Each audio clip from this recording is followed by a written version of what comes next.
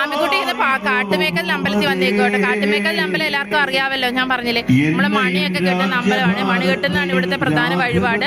7 മണി കെട്ടണം നമ്മൾ ആഗ്രഹം പ്രാർത്ഥിച്ചുകൊണ്ട്. അപ്പം നമുക്കൊരു ആഗ്രഹം സാധിച്ചു തരുമെന്നാണ് നമ്മുടെ എല്ലാം വിശ്വാസം. ആമിക്കുട്ടി ആപ്സാരിയൊക്കെ എടുത്തുകൊണ്ട് ഇവിടെ വന്ന് ഓടി നടക്കുവാണ്.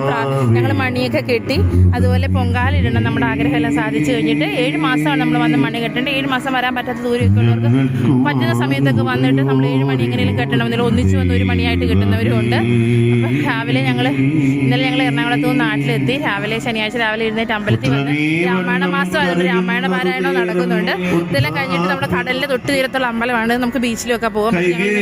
ഉച്ച സമയമുണ്ട്, നല്ല വെയിലുണ്ട്. നമ്മൾ വൈകിട്ടൊക്കെ വരുവാണെങ്കിൽ ബീച്ചിലൊക്കെ പോയിട്ട് പോകും. തീ കാണുന്ന ആലിൽ ഇതേപോലത്തെ വലിയ ആലിലാണ് അവിടെ മണി കിട്ടുന്നത്. അതേപോലെ ഒരു ആല് ഇവിടെ നിൽപ്പുണ്ട്. പിന്നെ പൊങ്കാല ഇടുന്നുണ്ട് അവിടെ കുറേ ആൾക്കാർ. പൊങ്കാല പായസമൊക്കെ ലഭിക്കും.